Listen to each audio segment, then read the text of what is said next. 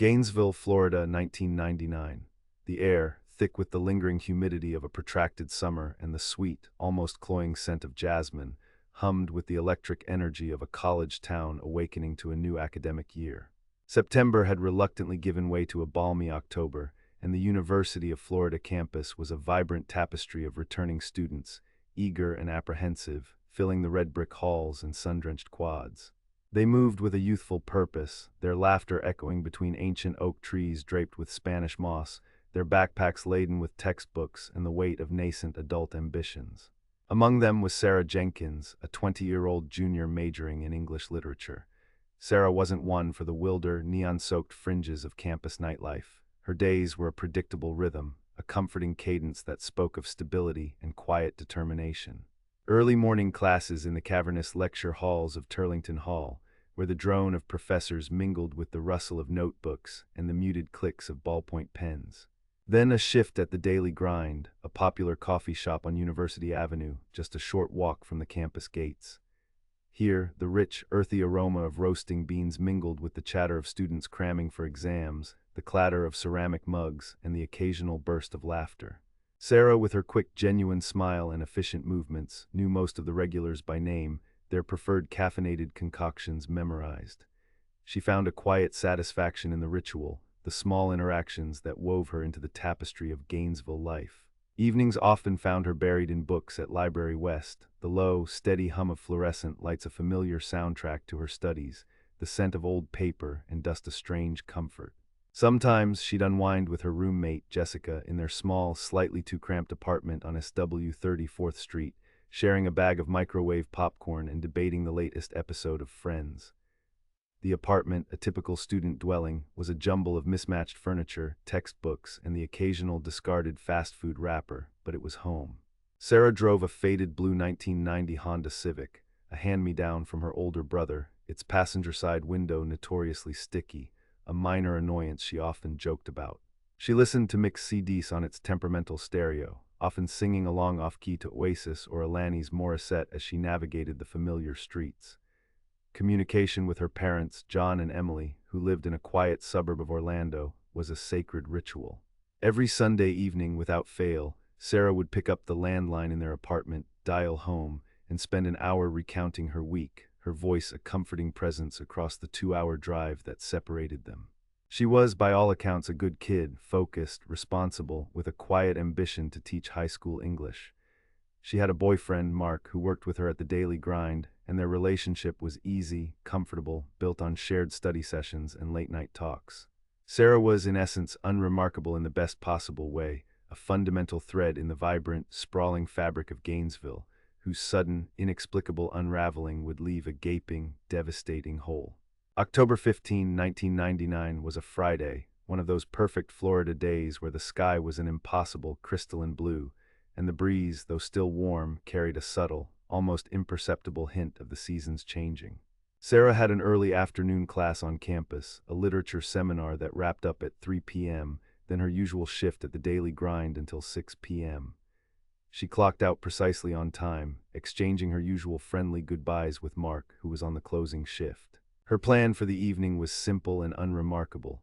Grab some takeout from Golden Dragon, a no-frills Chinese spot a few blocks from her apartment, then head back to crack open her Chaucer textbook for a looming midterm. Jessica, her roommate, was out for the evening with her own boyfriend, planning to catch a late movie. Sarah's Honda Civic started with its usual reluctant cough, a familiar sound she barely registered. She navigated the bustling Friday evening traffic, the late afternoon sun casting long, stretching shadows across the tree-lined streets of Gainesville. The journey to the Golden Dragon was quick, the transaction swift. With a white plastic bag, still warm from the freshly prepared food, swinging lightly from her hand, she continued the short drive to her apartment complex. The last confirmed sighting of Sarah Jenkins was around 6:45 p.m. by Mrs. Henderson, a retired professor of botany who lived across the hall. Mrs. Henderson was taking out her trash, a weekly Friday ritual. She saw Sarah step out of her car, lock the door with a click, and head towards their building. Mrs. Henderson waved, Sarah smiled, her auburn hair catching the fading sunlight, and returned the gesture. They exchanged a brief pleasantry about the beautiful weather. Then Sarah entered her apartment, the door clicking shut behind her. What happened next in that small, ordinary apartment remains shrouded in a terrifying, impenetrable silence. Inside, the television was on, tuned to a rerun of Friends, the laugh track a ghostly echo in the suddenly empty space.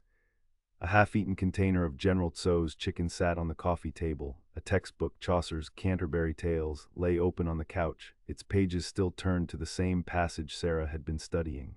Her pager, a clunky gray device, sat charging on the kitchen counter, its small screen dark. Her wallet, containing her driver's license and a few dollars, her keys, and her purse were all present, precisely where she usually left them. There was no sign of forced entry, no overturned furniture, no broken glass, no struggle. It was as if Sarah Jenkins had simply evaporated into the humid Florida air. She had simply gone.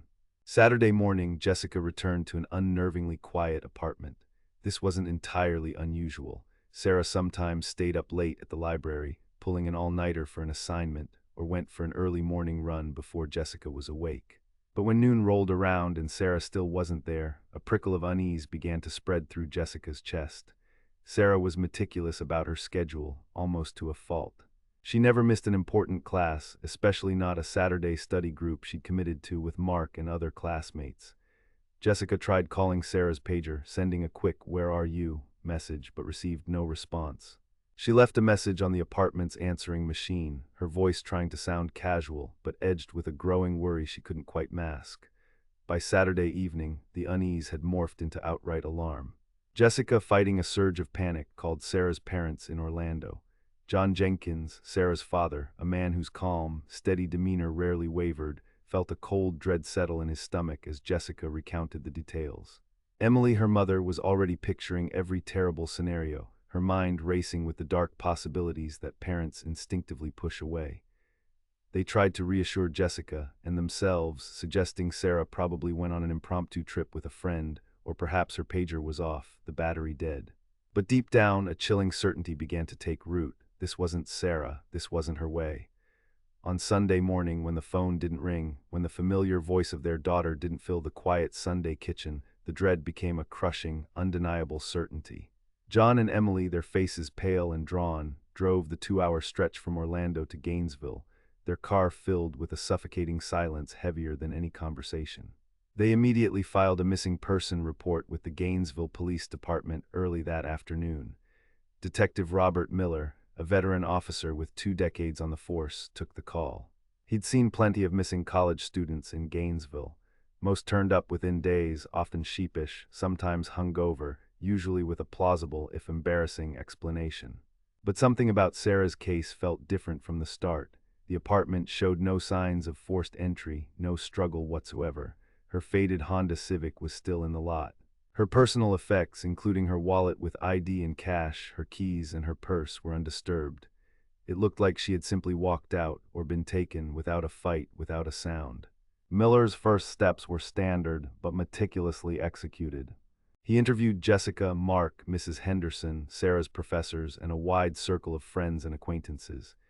He canvassed the apartment complex, spoke to every neighbor, every maintenance worker, every student milling about. No one saw anything suspicious after Mrs. Henderson's brief sighting.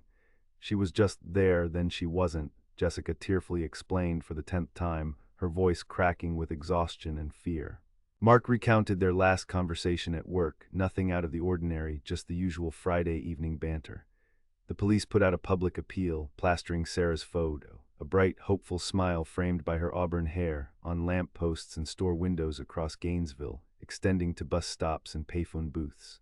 Local news channels ran the story, showing her earnest student ID photo.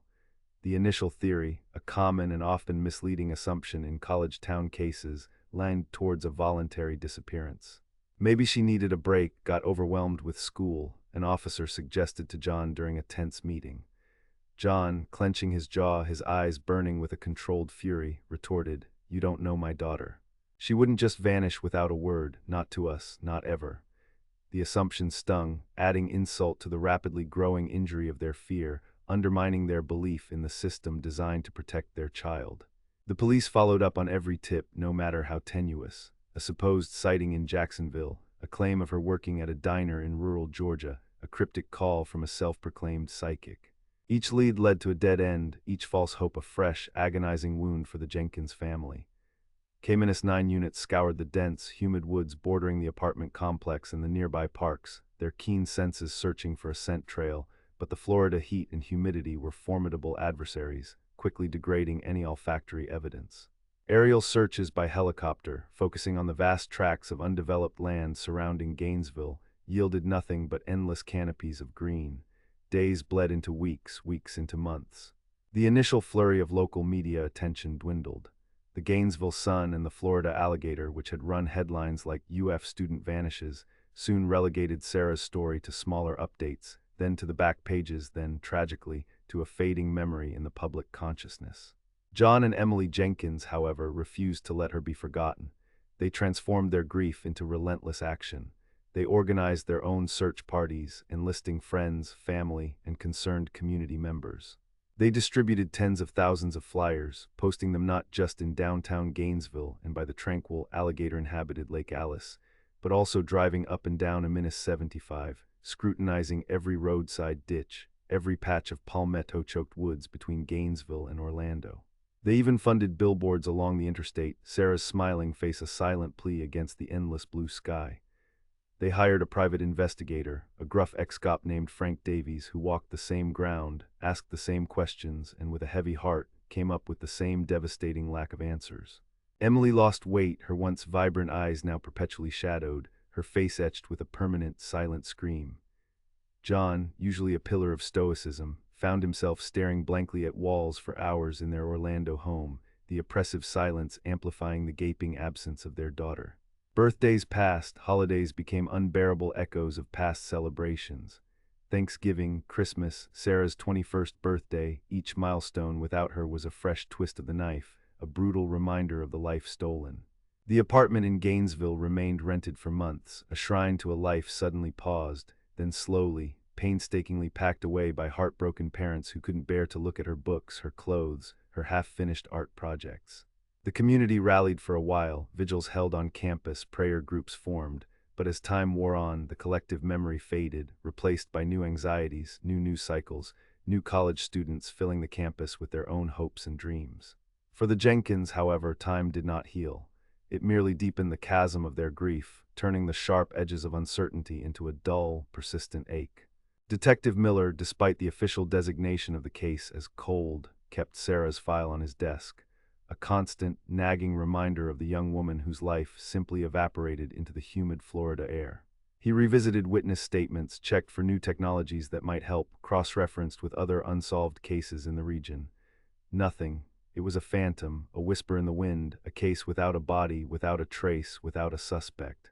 7 years, 7 long, agonizing years had passed since Sarah Jenkins vanished. The year was now 2006. The world had shifted dramatically.